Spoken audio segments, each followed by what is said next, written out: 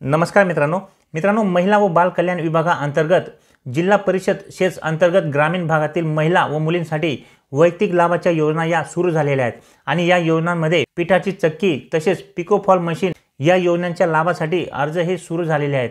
तर मित्रांनो, पिठाची चक्की तसेच पिको फॉल मशीन हे घेण्यासाठी तुम्हाला अर्ज कशा पद्धतीने करायचा आहे, अर्ज हा कुठे करायचा आहे, अर्ज करण्याची शेवटची तारीख ही काय असणार आहे, तसेच या योजनेचा लाभ घेण्यासाठी अर्जाचा नमुना हा कशा पद्धतीने असणार आहे, या अर्जासोबत तुम्हाला कोणकोणती कागदपत्रे हे जोडावी लागणार आहेत, तसेच अटी आणि शर्ती हे काय असणार आहेत, अशा पद्धतीने सविस्तरपणे माहिती आज आपण या व्हिडिओमध्ये जाणून घेणार आहोत।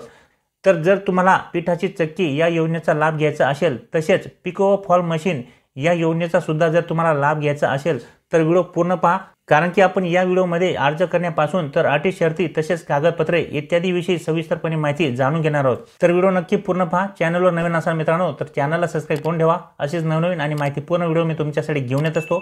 तर चला मित्रांनो, व्हिडिओ सुरू करूया।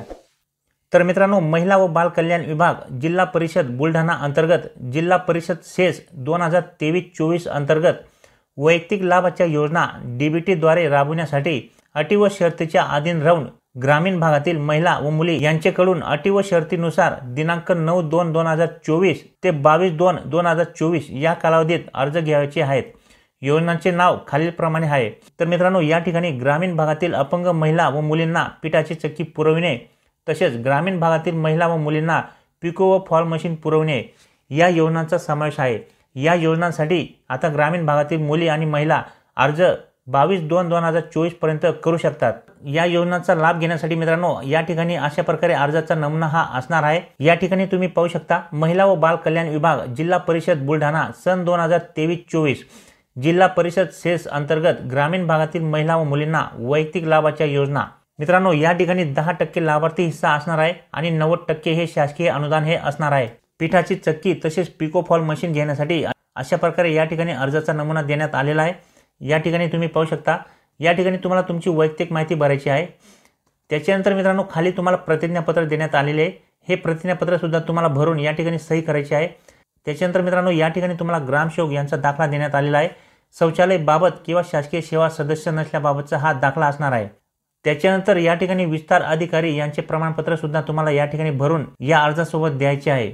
त्याच्यानंतर मित्रांनो, या ठिकाणी गट विकास अधिकारी यांचा अभिप्राय देण्यात आलेला आहे। त्याच्यानंतर खाली आल्यानंतर मित्रांनो, या ठिकाणी अटी आणि शर्ती देण्यात आलेल्या आहेत। या योजनांचा लाभ घेण्यासाठी मित्रांनो, अर्जदार यांच्या कुटुंबाचे वार्षिक उत्पन्न हे 1,20,000च्या आत असावे। त्याच्यानंतर अर्जदार हा ग्रामीण भागातील रहिवासी असावा। त्याच्यानंतर जिल्हा परिषद सेस अंतर्गत पिठाची चक्की या योजनेसाठी फक्त अपंग महिला यांनीच अर्ज करावा।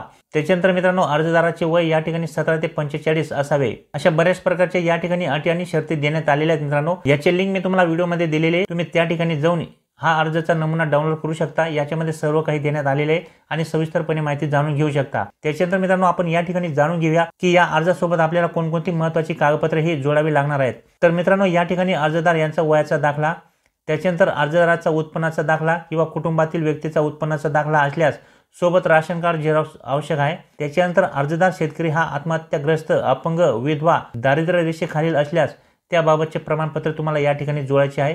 आधार कार्डची झेरॉक्स प्रत तुम्हाला या ठिकाणी जोडायची आहे। त्याच्यानंतर बँक बचत खात्याचे पुस्तकाचे पहिल्या पानाची झेरॉक्स प्रत तुम्हाला या ठिकाणी जोडायची आहे। त्याच्यानंतर इलेक्ट्रिक बिल तुम्हाला या ठिकाणी जोडायचे आहे। तर अशा पद्धतीने महत्त्वाचे कागदपत्रे तुम्हाला या अर्जासोबत जोडायचे आहेत। हा अर्ज संपूर्ण भरून या ठिकाणी सांगितल्याप्रमाणे कागदपत्रे या अर्जासोबत जोडून दिनांक 9/2/2024 ते 22/2/2024 या कालावधीत अर्ज हा सादर करायचा आहे।